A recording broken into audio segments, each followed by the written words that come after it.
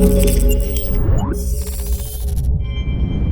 what's going on guys, Arekkz here, welcome back to another Monster Hunter World video, and today we're going to be taking a much closer look at the hub town, the armor and weapon crafting and upgrading system, and also something I am pretty excited for since it's something that I've been wanting for a long time and something I specifically asked about at Gamescom, which is a training room. There is still a ton more stuff to talk about from TGS, but if I grouped absolutely everything into this video, then we'd be here for a very long time. So instead, I'm going to break the information into more manageable chunks over the next few days. We still have gameplay from the new Coral Highlands map to talk about, a much more in-depth look at character and palico creation, and some additional stuff that has surfaced in and around the show. So as always, keep it locked if you want to stay up to date, but in the meantime, if you do enjoy this video, then a like would be super appreciated, and be sure to comment down below if you have any questions. Now, to begin with, this is the hub town, a place known as Astera. We've seen snippets of it in trailers and isolated sections in some screenshots and tutorial videos, but at TGS they gave us a bit of a walking tour. Not everything, there are still sections we have yet to see, namely the online hall where you go to group up with other players, the farm, our house, etc. But this is for sure the most we've seen so far. If you haven't seen my video yesterday, then I put together all the story snippets we have to give context to why we're here and how this town was founded, so if you want to see that, that's linked down below. But this will basically be our home when we're not out in the wild hunting in world. Down at the very centre we have what I'm going to be calling the general marketplace. This is where you'll find vendors selling you the basic items to take on your hunts. Herbs, potions, bombs, that sort of stuff. But then over to the left we have the research corner. We saw this bit in the trailer, but there is this platform here where you can actually see captured monsters. Now at this stage I'm not too sure what controls what we see here, whether it's random, whether it's the last thing you hunted or captured, but regardless it's very cool to see because it's more of a sort of visual illustration as to how the researchers actually study the monsters and give us the information that we use throughout the game. However, up from there we have the actual research platform where we can speak to this old NPC and track our research progress. You will see a long list of monsters and some progress bars.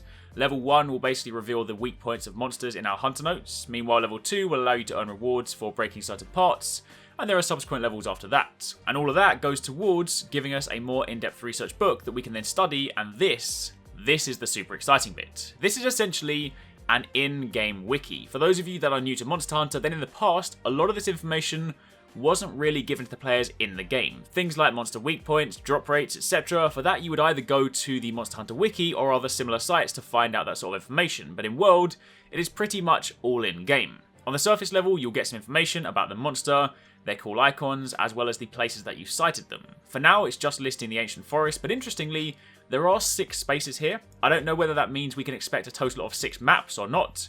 Right now we have 3, so we have Ancient Forest, the Wildspire Waste, and Coral Highlands, so it's possible those are all spaces to be filled, but again that's not confirmed just yet, so let's not jump to conclusions. However, on the next page, this is where it gets really interesting. This is the monster weakness chart. Red highlights parts that are especially weak, and the icons show what weapon types are most effective where. Now for something basic like Great Jagras, there's not much variety. It's weak in its stomach and its head, and that applies to all weapons, cutting type, impact type, and gunners. All of those have 3-star effectiveness on the head and the stomach, but only 2 on the legs. But then you look at something like Puke Puke, a bit more interesting, more parts in the body to focus on, again the head being weaker, meanwhile the tails and the wings a little bit less so.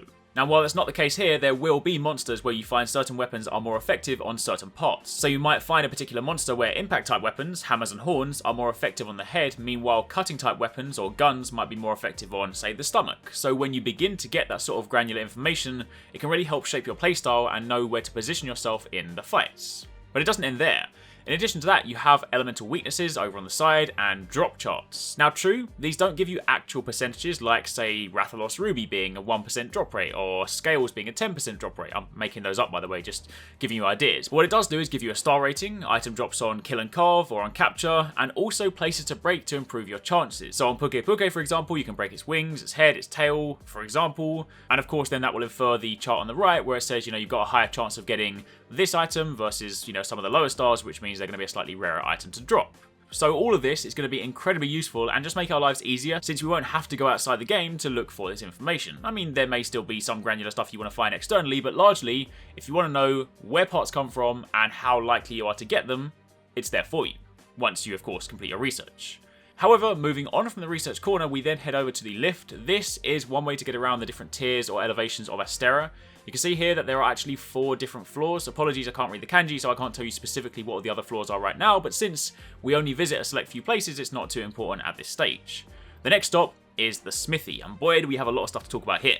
First things first, armour is now grouped all into one, which is super handy. Again, for those of you new to the series, in the past, you used to search for armour by part. So you would look through all the helmets, all the gauntlets, all the chest pieces, the legs, the waist separately. So to then go and craft a whole set, you would be jumping between a variety of different pages. But in World, it's all in one place. You can see it all lined up here. You can preview the gear, try it on before you buy it, inspect the stats, all the usual sort of stuff you've been able to do in the past, but it's all presented in a much more manageable, nice format. Interestingly, this also confirms that this armor set here is the armor set from this monster. This monster is called Tobi Kadachi. That is the Western name as well, very similar again to the Japanese one. And this armor set is in the smithy. It is called the Kadachi set, so that is confirmed that that is where that set comes from. We also get a look at some of the other armor pieces too, but what I want to focus on next is this. This is a wish list. You can add armor pieces that you want to craft to a wish list, and then once you've added them there, you can pull up this menu at any time to check your progress towards making those parts. Plus, you'll also get in-game notifications if a part drops that goes towards your list. Again, just another quality of life improvement, but this is super handy. I remember in previous titles, I would get a spreadsheet going, I would work out the armor pieces that I wanted, how many items I needed all up, the best place to get them, and then start working through systematically, ticking it off as I go. But now I can just add it to a list, go farming, and then I'll know when I'm done. However, after that, changing over to the weapons for a moment, we get to see the weapon upgrade trees. Now we've seen these before, at least in this form, but what's cool is that they confirm you now have the ability to roll back an upgrade. Again, for those of you new to the series, when upgrading weapons, to begin with it's pretty straightforward. You just upgrade and it gets better. But then later you'll get to branching paths, giving you options. One path might say be more raw damage, another might be more elementally focused.